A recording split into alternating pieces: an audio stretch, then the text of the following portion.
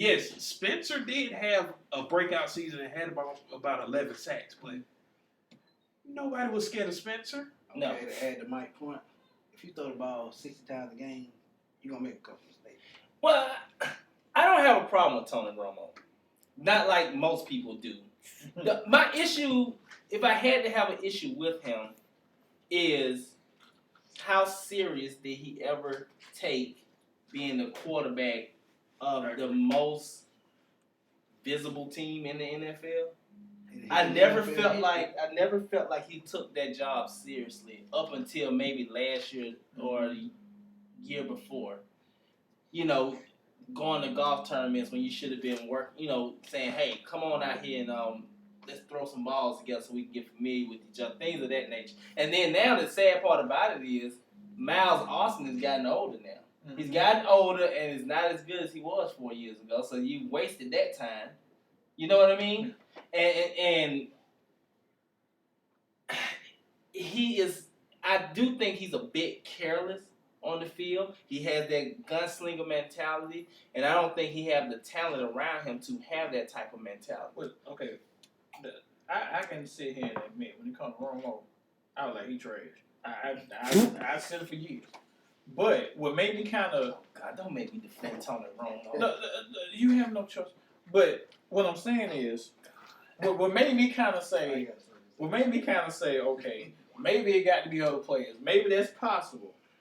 I started looking at how much this man threw this year, and then I started thinking about all the games I watched. Okay, and this man threw 4,903 yards. Right. So I'm sitting here like, okay, maybe I need to back up off of Romo. Maybe I'm tripping. And then it could be like you said, he got this stone inside his head. So it's like when a quarterback is a cowboy, it's like automatic we like, this dude must be good. And that's just true. That's how everybody look at it. Because, like Mike said, America's team. That's how they look at it. But, okay, I give him that. He 4,900. One more.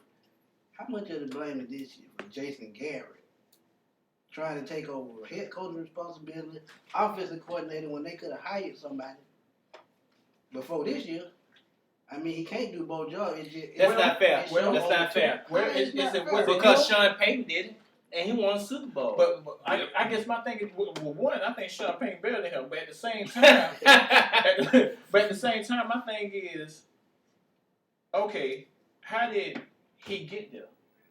Jason Garrett? He was already there. Okay. Who put him in that slot, though?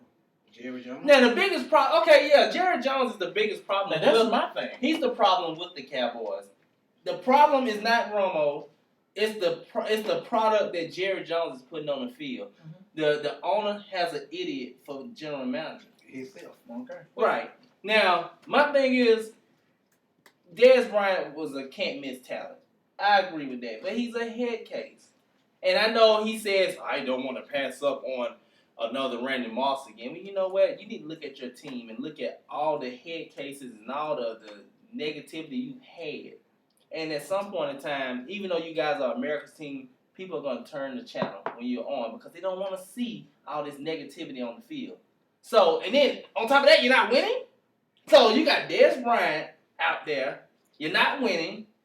And who else is a butthole on that team? Romo could be a butthole at times. He's proven that. You have to look at your team and say, hey, I want to put a product out there that everybody wants to watch since we're the most visible team in the NFL. And also we'll win. Because, you know, there's different sports. The Indiana Pacers was very good. Matter of fact, the Portland Trail Blazers was very good. But they had a bunch of knuckleheads. And in that northwest area of the world loved basketball. They had one of the lowest attendance rates back in the day when they had Rasheed Wallace, J.R. Ryder, Steve Smith, and all those guys. They got rid of all of them. They started sucking, okay? They started sucking, and the fans came back. People do care about character for the most part. Yeah, they will watch because they know that you're trying to do something. High character guys always pay out, and that's my point with the Cowboys. All right, let me take a deep. Can I go deep? Can I go Oprah deep? Oprah deep. Oprah deep. I ain't got no keys up Oh, on you these just seats. get a submarine, just go straight Yeah. down. Hey, Just you go. Okay, really quick. The Cowboys are lacking one major thing. Is the fact that they expect some players to be playmakers, and they are not doing that. Brandon Carr was paid to be a playmaker. He is not. He's a solid corner. Hold on. Morris Claiborne is too young. He is not a playmaker yet. I can go down the line. They only have 6 total playmakers. I can name them easy. Tony Romo, Dez Bryant, Jason Witten, DeMarcus Ware. Well, he is. DeMarcus Ware, Sean Lee, and then Canty. That's it. And That's it. how's the 4-3 going to affect Canty? Jay Ratliff. He's is what you Canty. mean. You mean Jay Ratliff. I mean Jay Jay Ratliff. Ratliff, I'm sorry. Ratliff's a player. He plays inside and outside good. We know this. I'm not worried about him. What I'm saying is this team expects guys to be playmakers, and they're not doing it. And part of that problem is the fact that Jerry Jones makes too many decisions on draft night. Well, he's the general manager. Okay, I'm gonna add on to my point right quick. I might be hallucinating, but to me, for the last couple of years, I just always felt like that he was friends with Al Davis. So I feel like that's the same road he's going down. He's just looking for playmakers. But you got to have chemistry to go along. Al Davis had this obsession or this he had some kind of obsession with speed. Yeah, with it's like speed. back in the day, but what Jerry Jones this is the bottom line with Jerry Jones. Jerry Jones have an issue of those Super Bowl winning teams. Those were Jimmy Johnson's teams. He want his ego and his machismo is so strong that he wants everyone to know, hey, I can win without Jimmy Johnson. I can put together a team without Jimmy Johnson. And they've been biting And it's been biting them. It has been biting them. And like Mike said, they don't have a lot of playmakers. They are still getting guys that was Pro Bowlers in 2007 and and that type of stuff to protect Romo. And that's wrong. When you build, and I've always been an advocate of this, when you build an organization around, well, first of all, you pick who you build an organization around. 8 times out of 10, it's your quarterback. You should have tools in place for your quarterback to be successful. It's all about your quarterback being successful. And he has not done that. You gave him Dez Bryant, but offensive line was not good. That's what I was saying. Look, they just looking for playmakers.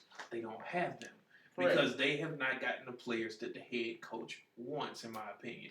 This is why I say the Giants will win this division. They will. Oh, yeah. I don't see the Redskins doing it. Me neither. I definitely don't see Philadelphia doing it. Nope. And the Cowboys got too many issues. The reason why the Giants bounce back every year is because those are Coughlin guys. Yeah. All of those guys, Coughlin picks them. They are Coughlin knows where to put them. Therefore, they can go out there and make plays. Victor Cruz, I'm sorry, is not as a number one as many people think he is. No, it's But not. Coughlin puts him in the position to make number one plays. And that's what it is in this division. Those who have playmakers or in the position to make playmakers, that's who wins this division. Oh yeah. And Coughlin I like the part when he started yelling at Eli. That's my favorite part. He started yelling at Eli and he get that head going.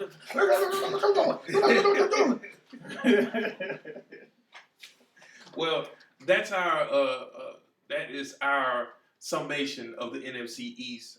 We would like to hear what you like. You can comment below under this video, and you can also go to our Facebook. Look up For Home Field Advantage Sports Talk on Facebook. You can also look us up on Twitter at the number 4 HF Advantage. You can also look up our sports blog, the number 4 Home Field Advantage.sportsblog.com. And of course, as we always say, this is our home, this is our field, this is your advantage. Peace. Please take advantage. Mike Vick.